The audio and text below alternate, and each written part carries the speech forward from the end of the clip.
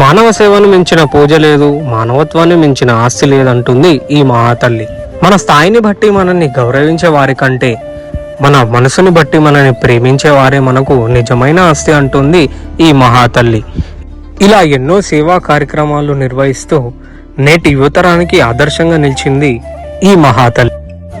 నేటి యుగంలో మనం అనుకున్న వాళ్ళకే సహాయం చేయని మనుషులు, స్వార్థపరులుగా మారిపోయి మానవత్వాన్ని మర్చిపోయిన మనుషులు, ఆకలి కేకలతో పేదరికంతో అల్లాడిపోతున్న పేద ప్రజలకు నేనున్నానంటూ ముందుకొచ్చి ఎంతో మంది పేద ప్రజలకు సహాయం చేస్తున్న ఈ మహాతల్లి తాను సంపాదించిన సంపదలో కొంత డబ్బు మన భారతదేశంలో పేదరికంలో ఉండిపోయిన పేదవాళ్లకు ఉపయోగించాలని గత 25 సంవత్సరాలుగా ఎన్నో సేవా కార్యక్రమాలు నిర్వహించిన డాక్టర్ పి వసంతి కుమారి గారి గురించి ఈ రోజు ఈ వీడియోలో తెలుసుకుందాం.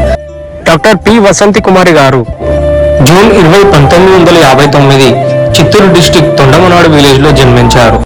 డాక్టర్ పి వసంతి కుమారి గారు విద్యారంగంలో ఎన్నో డిగ్రీలు, పిహెచ్డీలు పూర్తి చేసి 1984 లో MA department of adult education లో మొదటి ర్యాంక్ సాధించి నాటి గవర్నర్ చేతుల మీదుగా గోల్డ్ మెడల్ అందుకుంది.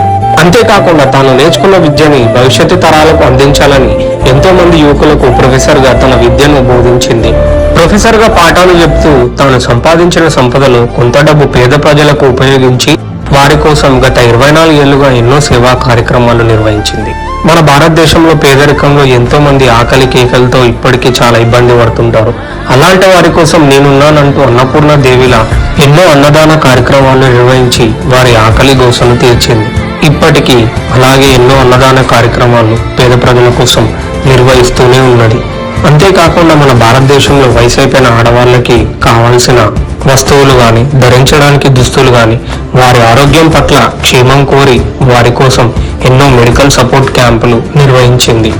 ఇంతేకాకుండా ఉమెన్స్ కోసం social awareness programmes, skill development programmes, ethics and values programmes మరెన్నో కార్యక్రమాలతో చాలా మంది మహిళలకు జ్ఞానాన్ని బోధించి వారు కూడా ఈ సమాజంలో తక్కువ కాదని, మహిళలు తలుచుకుంటే ఏదైనా సాధించగలరని ఎంతో మంది మహిళలకు తాను ఒక మోటివేషన్ గా నిలిచింది. ఇన్ని సేవా కార్యక్రమాలు నిర్వహిస్తున్న ఈ మహాతల్లిని గుర్తించి ఎన్నో పురస్కారాలు, అవార్డులు అందుకుంది. 50కి పైగా అవార్డులు అందుకుందంటే మామూలు విషయం కాదు.